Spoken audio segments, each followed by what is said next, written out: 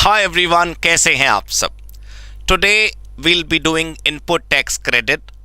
These are the notes which you might have got already, या फिर आप link से डाउनलोड कर सकते हैं। ये मेरी मेन बुक के एक्सट्रैक्टेड पीडीएफ पेजेस ही हैं। इसके अंदर कुछ वेरी इंपॉर्टेंट पेज नंबर्स मैं आपको सबसे पहले बताना चाहता हूँ टू रिवाइज द कॉन्सेप्ट्स। मैंने ये एग्जैक्ट सारे के सारे पेज आईटीसी से रिलेटेड इसलिए आप लोगों के लिए अरेंज करवाए ताकि आप क्वेश्चंस प्रैक्टिस घर पर आसानी से कर पाएं, specially those who are not registered with us in the paid batch. तो सभी स्टूडेंट्स को ये एक्सेस मिल जाएगा, इस पीडीएफ का मिल गया होगा। पेज नंबर सबसे पहले आप नोट करिए इस पीडीएफ का। Page number 1, page number 3, page number 14, page number 20, page number 98। मैं रिपीट कर रहा हूं। पेज नंबर 1 यानी कि 1, पेज नंबर 3 यानी कि 3, page number 14 14 page number, 20 20 page number and 98 98 page number. In page numbers पर रूल्स हैं जो अभी मैं आपके साथ करवाऊंगा डिस्कस। इनपुट टैक्स क्रेडिट का कोई भी क्वेश्चन आपसे सॉल्व हो जाएगा अगर आपको ये रूल फंडामेंटल स्ट्रांग है आपके। तो दूसरी बात, जिन क्वेश्चंस को मैंने यहाँ पर रखा है उससे अच्छे क्वेश्चन कहीं नहीं हो सकते दोस्तों। मैंने बाजार और घर दोनों से सबसे अच्छे प्रश्न निकाल कर यहाँ रख दिए हैं। आपको इनपुट टैक्स क्रेडिट अभी मेरे साथ डिस्कस करना है और उसके बाद इसमें दिए गए सारे क्वेश्चन सॉल्व कर लेने हैं, ठीक है। तो सबसे पहले हम आउटपुट और इनपुट टैक्स देखते हैं। आउटपुट और इनपुट टैक्स मुझे नहीं लगता कि फाइनल के बच्चों के साथ डिस्कस करना चाहिए। whenever you make an outward supply you collect GST from the customer, from the receiver. This is an output tax. It is your liability. You are supposed to make payment to the central government or the state government as GST. But you are not supposed to make the full payment of the output tax. You can reduce the liability of output tax by the amount of the input tax, correct? Provided the ITC is eligible, provided the ITC is available, provided the ITC is not restricted. Clear हो गई बात? So now let me just show you. This is only the input output tax meaning. Input output tax का यहाँ पर खाली meaning लिखा है, बाकी इसके अलावा यहाँ पर कुछ भी नहीं है, right? So let me just take you through the third page now. On page number 3 we have utilization rules. Page number 3 पर चलते हैं। हाँ जी, आईटीसी यूटिलाइजेशन। आप जानते हैं कि आईटीसी यूटिलाइजेशन में अगर इनपुट और आउटपुट टैक्स का जो बैलेंस यानी कि जो हेड्स हैं वो सेम है, इनपुट भी सी और एस है, आपके पास आउटपुट भी सी और एस है, कोई भी आई है ही नहीं, तो बहुत आसान है। इनपुट भी आई है, आउटपुट भी आई है और आपके पास कोई सी और एस नहीं है, ये बहुत आसान है। बट ऐसा रियल लाइफ में होता नहीं। आपके पास इनपुट आउटपुट दोनों अलग अलग 3 पर्टिकुलर हेड्स के होंगे। सी एस और आई इधर भी होगा, सी एस और आई इधर भी होगा। तो आपको यूटिलाइजेशन के क्या रूल्स याद करने हैं वो ध्यान से समझिए। सबसे पहले आपको आईजीएसटी का इनपुट यूज़ करना है। आईजीएसटी का इनपुट यूज़ करना है, आईजीएसटी के आउटपुट में ले जाना है। आईजीएसटी का इनपुट आईजीएसटी आउटपुट में से माइनस कर देना है। आईजीएसटी आउटपुट को पहले आप खुश कर दीजिए, आईजीएसटी आउटपुट को आप निल कर दीजिए जहां तक हो सके। आप आईजीएसटी का जो इनपुट बच गया उसको आप सी में और एस में ले जाइए, यानी कि जब तक आईजीएसटी का इनपुट खत्म नहीं हो जाता यू कांट टच सी और एस का input. You have to first utilise and finish input related to IGST. IGST के इनपुट को समाप्त करे बिना आप सी और एस पर नहीं जा सकते। आपको आईजीएसटी का इनपुट समाप्त करना ही होगा। जब आईजीएसटी का इनपुट समाप्त हो जाए फिर उसके बाद ही आप सी और एस पर आ सकते हैं। आईजीएसटी का जब इनपुट खत्म हो जाए तो सी वाला सी में ले जाइए, बचा हुआ सी आईजीएसटी के आउटपुट में ले जाइए। एस वाला इनपुट एस वाले आउटपुट में लेके जाइए और अगर एस वाला इनपुट बच जाता है तो आईजीएसटी में ले जाइए। सीजीएसटी और एसजीएसटी आपस में सेट ऑफ नहीं होते। सिर्फ इतना सा सुनकर आपको, जैसा मैंने बताया कि हम पेज नंबर 3 पर इस समय हैं इस पीडीएफ के, पेज नंबर 14 पर अगला टॉपिक है, तो सोचिए पेज नंबर 3 से लेकर 13 तक जो सवाल हैं वो आप खुशी खुशी कर पाएंगे। दोस्तों, चमक होनी चाहिए आपकी मेहनत में, राइट? और मेहनत हमें स्मार्टनेस के साथ करनी चाहिए। हर व्यक्ति मेहनत ही कर रहा है जीवन में, ठीक है, जरूरी नहीं है कि साहब गधे की तरह 24 घंटे किताबों में डूबे रहो। बुक वॉर्म बनने से आजकल नहीं कुछ होता है, थोड़ा सा आप स्मार्ट बनिए। आपने कॉन्सेप्ट पढ़ लिया, बात समझ आ गई, अब इससे संबंधित सवाल करके देखिए। आप भूल जाइए ब्लॉक्ड आईटीसी क्या होता है, आईटीसी इन स्पेशल सर्कमस्टांसेस क्या होता है। और आप ये भी आप कर सकते हो, ये वीडियो तो आपके पास अवेलेबल बाद में भी रहेगी, बस यहीं रोक दो। अब देखना, पहले आप वो क्वेश्चन कर लो, चाहो तो पहले रूल सारे रिवाइज कर लो, फिर मेरी बुकलेट के सारे क्वेश्चंस कर लेना। मेरा मतलब कहने का ये है कि कोई प्रॉब्लम कभी आपको आएगी नहीं, आप मेरा फार्मूला तो अपनाइए।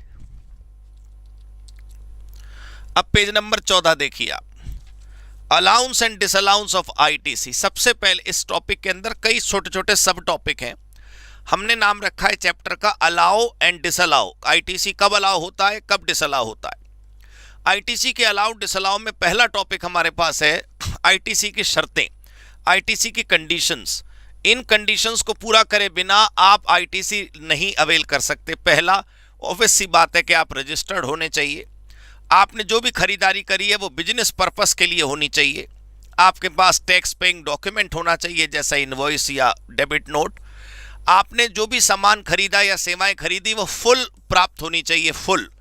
यानी कि अगर माल लॉट्स में आ रहा है तो जब तक आखिरी लॉट नहीं आ जाता तब तक आप आईटीसी नहीं ले सकते। वो क्वेश्चन वाला आपको भड़काने की कोशिश करेगा, 4 टुकड़ों में माल आ रहा है तो 4 महीने में प्रोपोर्शनेट आईटीसी ले लो ना भाई साहब, बिल्कुल पॉसिबल नहीं है, ठीक है, बिल्कुल संभव नहीं है। पेमेंट जो है आपने अगर उधार खरीदा है तो 180 दिन के अंदर आपने कर देनी है, ठीक है। सरकार को टैक्स आपने पे कर देना है, रिटर्न आपने भर देना है, ये शर्तें आप ध्यान रखें। डेप्रिसिएशन का दोस्तों ऐसा है कि अगर आपने कोई एसेट, कैपिटल एसेट खरीदी है तो कैपिटल एसेट में जीएसटी की जो वैल्यू है अगर आप चाहें तो ऐड कर लीजिए और फुल वैल्यू पे डेप्रिसिएशन ले लीजिए, फिर आईटीसी नहीं मिलेगा। आईटीसी चाहिए तो डेप्रिसिएशन केवल एसेट की वैल्यू पर लीजिए, जीएसटी की वैल्यू पर नहीं। आपकी चॉइस है, या तो डेप्रिसिएशन क्लेम कर लो या फिर आईटीसी क्लेम कर लो on the GST component.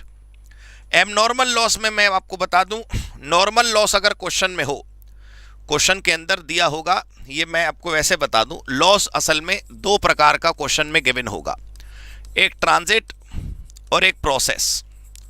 ITC के लिए बता रहा हूं आपको, आईटीसी के लिए क्वेश्चन वाला कहेगा कि हमने 10,000 किलो खरीदा, उसमें से इतना ट्रांजिट लॉस हो गया, इतना प्रोसेस लॉस हो गया, तो जितना प्रोसेस लॉस हो गया उसको इग्नोर कर देना आप। आईटीसी की कंडीशन ये है भाई साहब कि माल रिसीव हो जाना चाहिए, माल रिसीव हो गया, प्रोसेस में लॉस हो गया तो हम क्या करें, इससे आपकी आईटीसी रिड्यूस नहीं होगी। ट्रांजिट में अगर नॉर्मल लॉस है तो उसे इग्नोर कर देना, हमें कोई मतलब नहीं। एब नॉर्मल ट्रांजिट लॉस जो है सिर्फ वो रिड्यूस करेगा आपके आईटीसी वैल्यू को। ITC shall be adjusted only with the amount of abnormal transit loss. Normal transit ignore, process loss ignore, whether normal ignore, whether abnormal ignore, process loss full ignore, in ITC only, ठीक है। अच्छा, ये page number 14 हमारा पूरा हो गया। अब page number 20 पर मैं लेकर आता हूं आपको।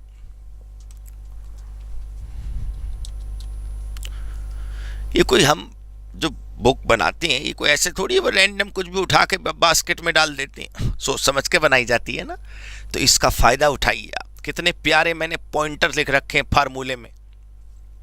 देखिए, सबसे पहले हमारा टॉपिक का नाम सुनिए, apportionment, restriction and blocking of ITC. सबसे पहला टॉपिक है टैक्सेबल एंड एग्जेम्प्ट सप्लाई। अगर आपका जो इनपुट है वो कॉमन है, यानी कि 10,000 किलो रॉ मटेरियल जो है वो 2 चीज़ों को बनाने में यूज हो रहा है, एक टैक्सेबल भी और एग्जेम्प्ट भी, तो टैक्सेबल और एग्जेम्प्ट में प्रोपोर्शनेट कर दीजिए, जितना इनपुट एग्जेम्प्ट में हुआ उतना डिसअलाउ हो जाएगा, ठीक है। एग्जेम्प्ट वाला इनपुट जो है वो डिसअलाउड हो जाएगा। क्लियर हो गई जी बात। टर्नओवर के बेसिस पर आप वो कर देंगे। अगर कैपिटल गुड्स है तो आपको ध्यान रखना है कि 5% पर क्वार्टर के हिसाब से या 5 साल की लाइफ के हिसाब से आपको करना होता है। बैंक और एनबीएफसी के लिए एक विशेष रूल है, याद रखिए।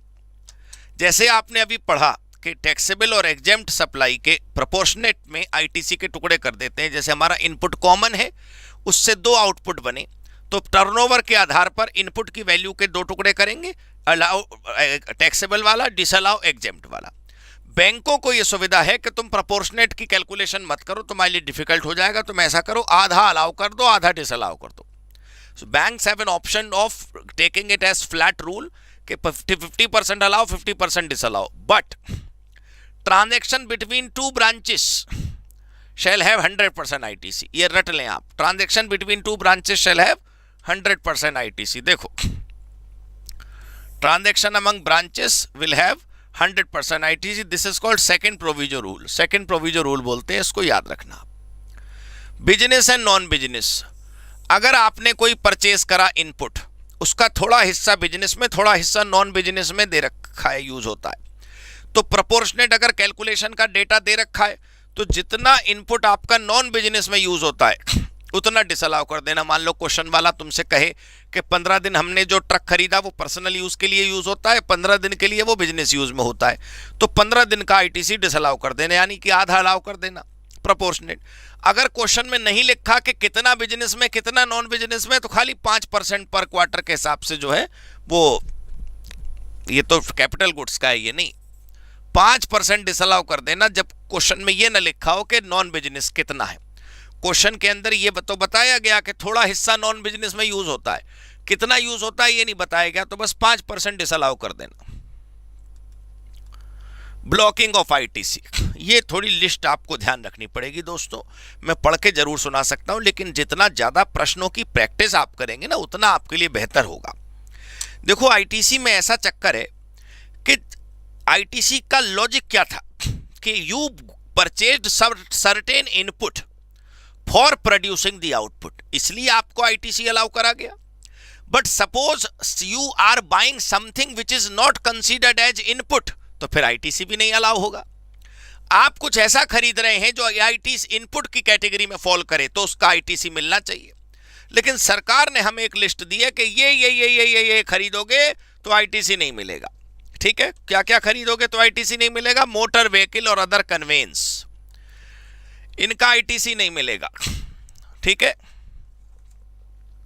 देखिए, motor vehicle does not include, fixed rails वाला मोटर व्हीकल नहीं होता, special purpose vehicle motor vehicle नहीं होता, vehicle with less than 4 wheels with engine capacity up to 25 CC, ये मोटर व्हीकल होते ही नहीं है, तो इनका आईटीसी इसका मतलब मिल जाएगा। ITC not allowed on which motor vehicle, कौन से मोटर व्हीकल पर आईटीसी अलाउड नहीं है? देखो, 13 लोगों तक वाली गाड़ी, पानी का जहाज, हवाई जहाज। ठीक है, आईटीसी कब अलाउड हो जाएगा? ऑब्वियस सी बात है, जब 13 लोगों से ज्यादा वाली गाड़ी खरीदेंगे तो आईटीसी अलाउड हो जाएगा। या फिर 13 लोगों तक वाली गाड़ी खरीदेंगे लेकिन फर्दर बेचने के लिए खरीदेंगे, ट्रेनिंग के लिए खरीदेंगे, ट्रांसपोर्ट बिजनेस के लिए खरीदेंगे तो आईटीसी मिल जाएगा।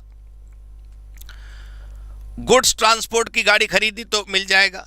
ठीक है, और ITC on purchase of service related to general insurance service repair, जिस गाड़ी का आईटीसी अलाउड है उसकी रिपेयर भी अलाउड है, जिस गाड़ी का आईटीसी अलाउड नहीं उसकी रिपेयर भी अलाउड नहीं। Food and beverages, outdoor catering, beauty treatment, health services, cosmetic surgery, life insurance, health insurance, 2 शर्तों में अलाउड है। या तो आपने फर्दर सप्लाई के लिए इसको खरीदा है, या फिर आपने के ऊपर कानूनी ओब्लिगेशन है, जैसे वर्कर का ओवर टाइम हो गया उसको खाना देना है पड़ेगा, तो आईटीसी अलाउड होगा। Membership of club, health, fitness centre, अगर स्टैट्यूटरी ओब्लिगेशन है तभी आईटीसी अलाउड होगा, वरना नहीं। ट्रैवल बेनिफिट जो है, अगर स्टैट्यूटरी ओब्लिगेशन है तभी आईटीसी अलाउड होगा, वरना नहीं। Works contract service for construction of immovable property, बहुत ध्यान से समझेंगे, इमूवेबल प्रॉपर्टी का कैपिटल एप्रिसिएशन का आईटीसी नहीं है, मतलब नई लैंड एंड बिल्डिंग या कंस्ट्रक्शन करवाओगे, इमूवेबल प्रॉपर्टी बनवाओगे तो आईटीसी अलाउड नहीं है, लेकिन प्लांट एंड मशीनरी का आईटीसी अलाउड है। दूसरा, बिल्डिंग बनवाने का आईटीसी अलाउड नहीं है, लेकिन बिल्डिंग की रिपेयर कराने का आईटीसी अलाउड है। देखो, not allowed for immovable property construction, allowed for routine related services जैसे repair, maintenance, renovation, allowed for construction of immovable property by builder, यानी कि सेम लाइन ऑफ बिजनेस है, सर्विस खरीदने वाला भी बिल्डर है, सर्विस बेचने वाला भी बिल्डर है, तो आईटीसी अलाउड है। ITC allowed for plant and machinery, plant and machinery में याद रखेंगे कि प्लांट एंड मशीनरी का आईटीसी अलाउड है, लेकिन कुछ चीजें प्लांट एंड मशीनरी में कवर नहीं करी जाती, वो देखने में लगती हैं प्लांट एंड मशीनरी, लेकिन उनको प्लांट एंड मशीनरी नहीं माना जाता। तो जब उनको प्लांट एंड मशीनरी नहीं माना जाता तो उनका आईटीसी भी अलाउड नहीं होगा। देखें आप, plant and machinery includes structural support for plant and machinery, जैसे जनरेटर का आईटीसी अलाउड है, जनरेटर्स रखने के लिए सीमेंट का प्लेटफार्म बनाया तो उसका भी आईटीसी अलाउड है। हॉट मिक्स प्लांट का आईटीसी अलाउड है, हॉट मिक्स प्लांट के लिए सीमेंट का प्लेटफार्म बनवाया उसका भी आईटीसी अलाउड है। Telecom tower, pipeline outside the factory, ये देखने से प्लांट एंड मशीनरी लगती है लेकिन आईटीसी अलाउड नहीं है। पाइपलाइन फैक्ट्री के बाहर वाली आईटीसी अलाउड नहीं है, पाइपलाइन फैक्ट्री के अंदर वाली आईटीसी अलाउड है। ठीक है, इमूवेबल प्रॉपर्टी का आईटीसी अलाउड नहीं है। कंपोजिशन डीलर को आईटीसी अलाउड नहीं है। नॉन रेजिडेंट टैक्सेबल पर्सन, ध्यान से समझेंगे, विदेशी आदमी अपने साथ जो लाया सामान, अपने साथ जो लाया उसका आईटीसी अलाउड है। भारत आने के बाद जो खरीदेगा उसका आईटीसी अलाउड नहीं है। बहुत ध्यान से सुने, नॉन रेजिडेंट टैक्सेबल पर्सन अपने साथ जो सामान लाया उसका आईटीसी अलाउड है, जो यहां आकर खरीदेगा उसका आईटीसी अलाउड नहीं है। पर्सनल कंजम्पशन का आईटीसी अलाउड नहीं है। सामान सैंपल में दे दिया, गिफ्ट में दे दिया, खो गया, चोरी हो गया, आईटीसी अलाउड नहीं है। सामान फ्रॉड केस में, कॉन्फिस्केशन में, डिटेंशन में चला गया, आईटीसी अलाउड नहीं है। ठीक है, ये 1% रूल आप याद रखेंगे।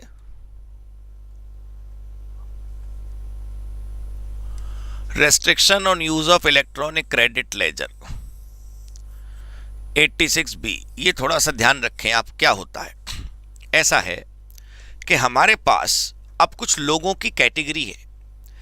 इन लोगों से कहा जाता है कि तुम अपने अकाउंट में जितना भी आईटीसी का पैसा है, मान लो तुम्हारे पास पर्याप्त पैसा है कि तुम अपनी आउटपुट टैक्स लायबिलिटी पूरी पे कर सकते हो, तुम्हें 5 करोड़ की जीएसटी पे करनी है, तुम्हारे आईटीसी में 15 करोड़ रुपए पड़े, तो पूरा का पूरा 5 करोड़ सेटअप हो जाएगा ना? नहीं, ऐसे नहीं करना। यहां पर आपको कुछ लोगों के बारे में बताया जाएगा कि ये लोग जब अपना आईटीसी सेटल करेंगे, आईटीसी यूज करेंगे आउटपुट टैक्स लायबिलिटी को सेट ऑफ करने के लिए, तो केवल 99% ही सेट ऑफ करेंगे। थोड़ा पैसा यानी 1% तो इन्हें अपने बैंक अकाउंट से ही देना पड़ेगा। आइए देखते हैं ये कौन लोग हैं। आइए, rule 86B is applicable to the registered person having value of taxable supply other than exempt and zero rated in a month exceeding 50 lakh। अगर आपकी टैक्सेबल वैल्यू 50 लाख को क्रॉस करती है तो आप फुल पेमेंट आईटीसी से एडजस्ट नहीं कर सकते। 1% तो बेटा आपको जेब से ही देना पड़ेगा। लेकिन नीचे दिए गए लोगों पर यह रूल एग्जेम्प्ट नहीं है। पहला, अगर आप 1 लाख से ज़्यादा का इनकम टैक्स पे करते हैं तो फिर आप सही होंगे, कोई नहीं। Receipt of refund of ITC more than 1 lakh, अगर 1 लाख से ज़्यादा का आपको आईटीसी का रिफंड पिछले साल में मिला है तो भी कोई बात नहीं, राइट दोस्तों। और ये 1% से ज़्यादा का जो है, अगर आप पेमेंट इलेक्ट्रॉनिक कैश लेजर से कर रहे हैं तो ऑटोमेटिकली आपके ऊपर ये नहीं लगेगा। 99% रूल ऑन किन पे नहीं लगता? गवर्नमेंट डिपार्टमेंट पे, पीएसयू पे, लोकल अथॉरिटी पे और स्टैट्यूटरी बॉडी पे। तो ये हो गया। अब 98, आईटीसी इन स्पेशल सर्कमस्टांसेस।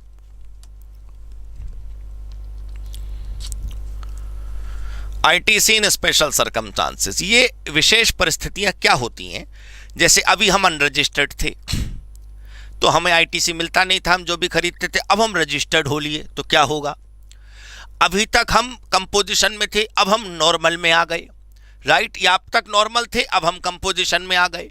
हम जो बेचते थे वो अब तक टैक्सेबल था, अब एग्जेम्प्ट हो गया। या हम जो बेचते थे वो अब तक एग्जेम्प्ट था, अब टैक्सेबल हो गया। ये कुछ सिनेरियोज जो हैं वो हमें डिस्कस करने, ठीक है? चलिए, सबसे पहला कंपलसरी रजिस्ट्रेशन। हमारी अब तक लाइबिलिटी नहीं थी जीएसटी में रजिस्ट्रेशन लेने की, अब हमारी लाइबिलिटी आ गई जीएसटी में रजिस्ट्रेशन लेने की। अब क्या करें? तो ध्यान से देखिए, अगर आपने 30 दिन में अप्लाई कर दिया है, ठीक है, तो 1 दिन पहले, लाइबिलिटी से पहले जितना भी रॉ मटेरियल आपके पास था उसका आपको आईटीसी मिल जाएगा। वॉलंटरी रजिस्ट्रेशन में क्या है? कोई लाइबिलिटी तो थी नहीं, तो 30 दिन का तो रूल है नहीं। जब भी तुम अप्लाई करोगे उससे 1 दिन पहले का क्या कहते हैं, आपको आईटीसी मिल जाएगा। मतलब रजिस्ट्रेशन से 1 दिन पहले का आईटीसी मिल जाएगा। अगर आप कंपोजिशन से रेगुलर में जा रहे हैं, इसका मतलब क्या हुआ? अभी तक आईटीसी नहीं मिलता था, अब मिलेगा। तो क्या होगा? इनपुट का भी आईटीसी मिल जाएगा, कैपिटल गुड्स का भी आईटीसी मिल जाएगा। 1 साल में आपको ले लेना पड़ेगा। बस कैपिटल गुड्स जो है 5% के हिसाब से रिड्यूस कर देंगे। मैं 1 मिनट जरा दोबारा आपको बताना चाहता हूं। ऊपर वाली दोनों परिस्थितियां अगर आप ध्यान से देखें तो वो थी बिना जीएसटी के समय से जीएसटी में आ जाना। अभी तक आपके ऊपर जीएसटी था ही नहीं, तो जो भी आप खरीदते थे चाहे इनपुट चाहे कैपिटल गुड्स, आपको आईटीसी नहीं मिलता था। जब आप बाद में आ गए, रजिस्ट्रेशन हो गया, तो आपको आईटीसी मिलने लगेगा। किस दिन का? एक दिन पहले के इनपुट का। इन दोनों में कैपिटल गुड्स का आईटीसी नहीं है, ठीक है। यहां पर देखिए आप कंपोजिशन में थे और अब आप रेगुलर में आ गए। तो जब आप रेगुलर में आ गए, जिस दिन आपकी लायबिलिटी रेगुलर वाली हो गई, आपको एक दिन पहले जितना क्लोजिंग स्टॉक इनपुट का है उसका भी आईटीसी मिल जाएगा और कैपिटल गुड्स का भी मिल जाएगा। बस कैपिटल गुड्स की वैल्यू 5% पर क्वार्टर के हिसाब से हमें रिड्यूस कर देनी है। अब ये देखिए, एग्जेम्प्ट सप्लाई बिकमिंग टैक्सेबल। अब तक जो हम बेचते थे वो एग्जेम्प्ट था, अब टैक्सेबल हो गया, तो हमें क्या करना है? ITC on input as well as capital goods मिल जाएगा, right. Within 1 year from the invoice हमें लेना है और 5% पर क्वार्टर के हिसाब से हमें कैपिटल गुड्स की वैल्यू डिक्रीज कर देनी है। अब ये क्या है? देखो, reversal of ITC on switching to composition और एग्जिट फ्रॉम टैक्स पेइंग। ये उल्टा है ऊपर वाले का। अब तक आईटीसी मिलता था क्योंकि हम टैक्सेबल माल बेचते थे, अब हम एग्जेम्प्ट माल बेचेंगे तो आईटीसी नहीं मिलना चाहिए। तो जितना प्रोपोर्शनेट हमारे पास रॉ मटेरियल अब आज की डेट में इनपुट बचा है बेचने के लिए, बनाने के लिए, खरीद कर, जिसका आईटीसी हम ले चुके हैं, वो रिवर्स होगा। या फिर दूसरा परिस्थिति क्या हो सकती है? अभी तक हम रेगुलर में थे, आईटीसी मिलता था, अब हम कंपोजिशन में आ गए, तो जितना भी क्लोजिंग स्टॉक इनपुट का बचा है और जितना कैपिटल गुड्स है, सबका आईटीसी प्रोपोर्शनेटली डिसअलाउ करना होगा। तो जब डिसअलाउ करेंगे कैपिटल गुड्स का, तो लाइफ मंथ्स के हिसाब से निकालेंगे, 5% के हिसाब से नहीं। जितने महीने की लाइफ हो गई उतना अलाउ हो चुका, ठीक है, बचे हुए का डिसअलाउ कर देंगे, ठीक है। हाँ, सप्लाई ऑफ कैपिटल गुड्स, ये थोड़ा मेरी नजर में इंपॉर्टेंट है दोस्तों, ये ध्यान रखिएगा। ये तो 21वां पॉइंट तो सिंपल है। हाँ, ये सब कुछ, ये बस ये लास्ट ये समझ लीजिए ये क्या है। आपने प्लांट एंड मशीनरी खरीदी, 5 साल यूज करनी चाहिए थी ना, 5 साल यूज करे बिना ही आपने कैपिटल गुड्स को अपने बिजनेस से निकाल दिया। फ्री में नहीं बेच रहे हैं आप फ्री में नहीं बेच रहे हैं। बहुत ध्यान से समझिएगा मैंने क्या कहा। आप अपने बिजनेस के अंदर कैपिटल गुड्स के जब आईटीसी ले चुके हैं, तो आपकी जिम्मेदारी थी उसे कि 5 वर्षों तक पूरा उसे उपयोग करें। लेकिन आपने कहा क्या फायदा, आप तो नई मशीन आ गई, इस वाली को बेच देती हैं। तो क्या होगा? मान लो 3 साल बाद ही बेच दिया, तो 2 साल का प्रोपोर्शनेट आईटीसी, 2 साल का प्रोपोर्शनेट आईटीसी और सेल वैल्यू, जितने रुपए पे अब तुम बेच रहे हो सेकंड हैंड मशीन, उसका जीएसटी। ध्यान से सुनना, 2 साल का या बचे हुए टाइम का प्रोपोर्शनेट आईटीसी और सेल वैल्यू पर निकली हुई GST, whichever is higher need to be paid to the government. ठीक है, सिंपल सर। इस सब पर क्वेश्चन है इस पीडीएफ में, प्रैक्टिस करिए, ठीक है। वो लोग जिन्होंने मेरा पेड बैच नहीं लिया, बाकी सब तो ये बैच में करते ही होंगे क्वेश्चन, और सबको अलग से कुछ नया करने की जरूरत नहीं है। ऑल राइट दोस्तों, तो इस प्रकार हमारा इनपुट टैक्स क्रेडिट के सारे कॉन्सेप्ट पूरे हो गए। बधाई आप सबको। God bless you. Good bye.